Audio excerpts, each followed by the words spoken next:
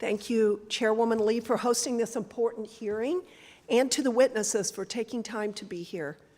American citizens deserve secure elections and to know that their votes are guaranteed. They're tired of fraud, and their faith in our elections is dwindling. We all know the Democrats want to cheat by not passing the Save America Act, but I will continue to fight every day to get that piece of legislation to the president's desk. In this committee, we passed H.R. 8721, the Preventing Foreign Interference in American Elections Act, that makes important changes to our election laws by prohibiting foreign nationals from funding ballot harvesting and ballot collection efforts. This common sense bill, put forth by my colleague, will help the American people gain confidence in their elections while curbing foreign influence that seeks to undermine our institutions. I look forward to the continuing good work that this committee is doing. And my first question is for Mr. Hicks. What steps has the EAC taken in an effort to mitigate illegal voting by non-citizens? Congresswoman, states run the elections, and it's illegal for non-citizens to vote. And so what we do is we don't play an active role into who can vote and who can't vote. The eligibility of the voters relies on the states. Right. It's illegal for them to vote? Correct. It's illegal for illegals to vote. So my question is, what steps has the EAC taken to make sure that illegals are not voting in our elections? Non-citizens are not voting in our elections. The EAC does not run elections, so we can't do anything to ensure that. That's a state issue. You should be taking steps, though, to mitigate illegal voting by non-citizens. And also, if you want the federal government to pick up the tab for elections, then maybe the federal government could say, you have to have a photo ID and you have to be a U.S. citizen. Mr. Palmer, how does poll worker training contribute to election integrity and voter confidence, and what does poll worker training look like?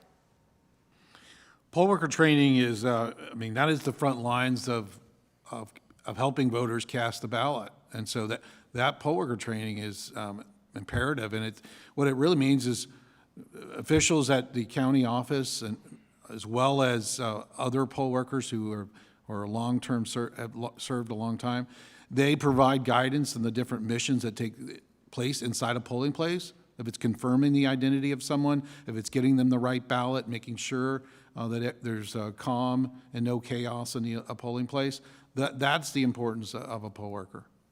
I'm just curious, how do you train a poll worker to keep non-citizens from voting when they don't have to show an ID?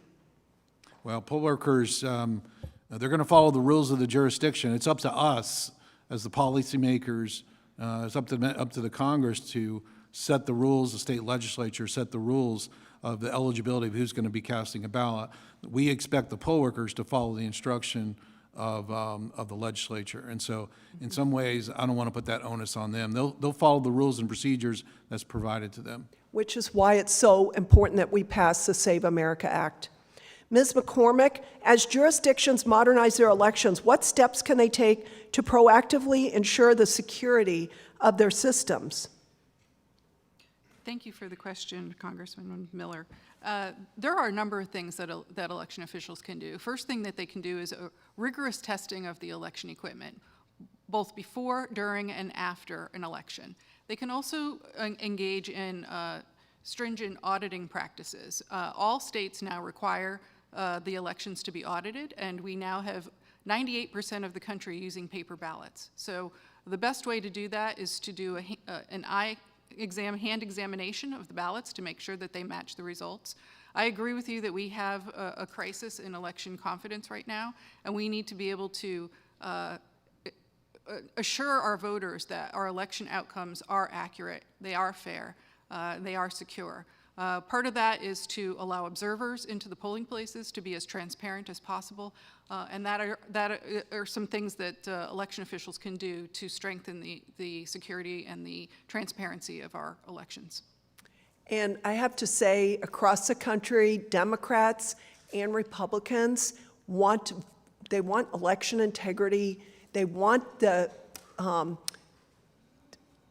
people to show voter ID and proof of citizenship. We have to pass our legislation here to require states and local governments to prove that you're U.S. citizens before you're voting. So, and with that, I'll yield back.